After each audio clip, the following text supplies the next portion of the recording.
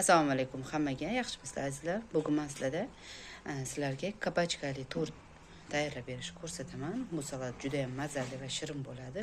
Vitaminlarga boy, ayniqsa ozmoqchi bo'lgan insonlarga juda ham foydali deb o'ylayman. Bunga bizga kabachka, pomidor, bodring, ko'katlar, ko'rganinglardek un, tuxum va mayonez kerak bo'ladi. Hozir birinchi ishimiz kabachkani tyurkamiz ko'ta tishidan chiqarib olamiz. Oma. Har joyidan ko'rsatib olamiz. Hammasini emas, har joyidan.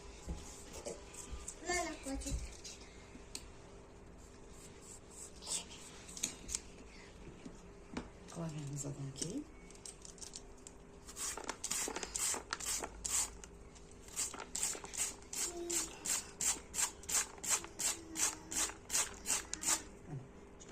yupqa qilib chiqarib olamiz. Agar tyorkilar bo'lsa, mana bunaqa katta tishida chiqarasizlar. Faqat uzun qilib mana shunaqa bo'lishi kerak. Qalin bo'lib ketmaslik kerak. Mana chiqarib olganimizdan keyin endi bunga 2 osh qoshiq tuz solamiz va aralashtiramiz. Buni aralashtirib qo'yib qo'yamiz, suv chiqishi kerak. Uni aralashtirib bo'lganimizdan keyin qo'lim toza, yuvilgan. Men anaqadan ish qila olmayman, xafa bo'lmanglar. Ba'zi bir darada yozuvchilar. Endi buni suv chiqquncha olib qo'yamiz, ungacha ichigidagi nachinkasini tayyorlab olamiz. Ichidagi nachinkasini qo'yib qilib to'g'rab olamiz. Ichini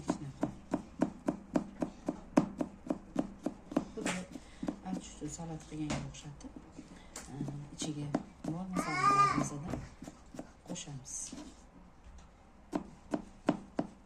Mana ukrop, kashniy va ko'k piyozimni bu yerda to'rab oldim. Bu yerda bodring va pomidorni ham to'rab oldim. Ana endi tuxumlarimizni chaqib mana 4 tuxumimizni chaqib oldik. Bunga 1 choy qoshiq tuz solib yaxshilab aralashtirib olamiz.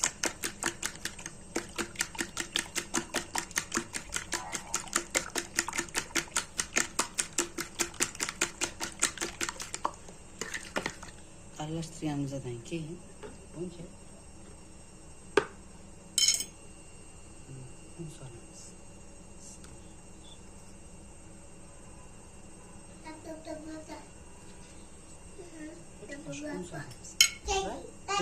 Yaxshilab aralashtirib olamiz.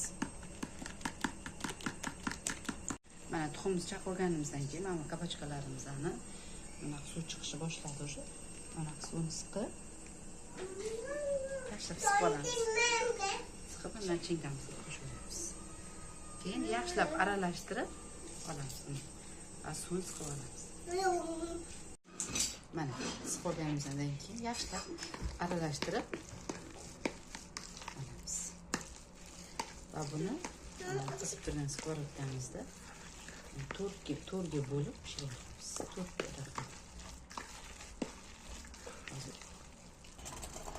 Hozirroq yog' soldi va kabachkamizni to'rga bo'lib solishni boshlaymiz. Bismillah.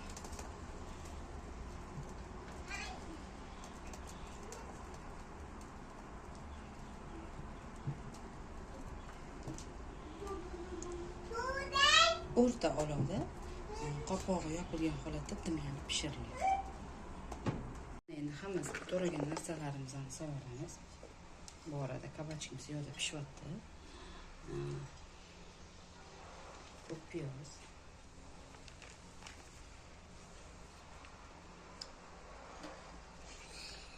Hozirroq ustiga bezatish uchun qo'yayman. Yana nimaga qoldirib qo'ymayman. Mayonez.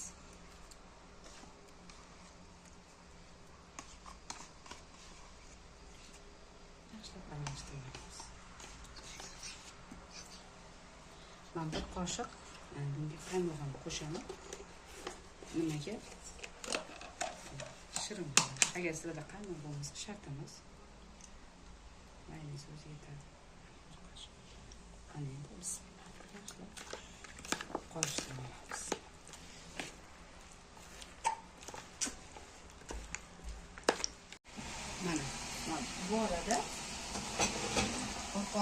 qaynatib olamiz.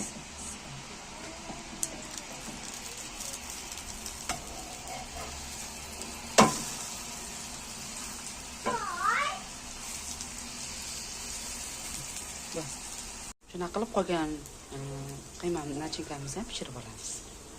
Mana pishirib oldim. Men tavom o'zgartirdim. Kichkina dedi. Katta tovada 3 ta chiqdi menda. Mana ko'rsalar. Endi hozir nachinkalarimizni solib terishni boshlaymiz. Mana bunga endi haligi qilib olgan salatimiz. Bismillah. Yaxshilab teram. Buning ichida mayonez, hamma narsasi, vitaminlari bor. Birinchi buni pishirib olganimizda ozgina yog' qilgandik-ku, keyingilarda уже yog' qilmay pishiraverasizlar, tabiiy qilib. Yaxshi skoratga tegolmaydigan skoratga bo'lsa bo'ldi. Ketma-ketlikda terib olamiz. Xudani biskvitga, nachinka ichiga kremini surib, yana biskvit qilib qo'yiladi. Shunaqa qilib qo'yamiz.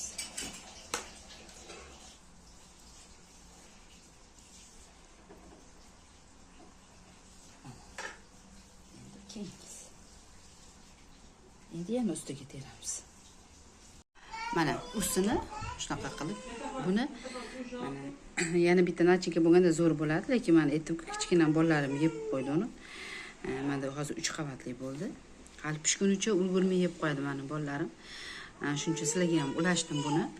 Menimcha sizlarga ham yoqadi degan umiddaman. Menga like bosishni va obuna bo'lishni unutmanglar. Buni hozir 1 soatga xazinaga qo'yib, keyin bemalol dasturxonga kesib tortishingiz mumkin.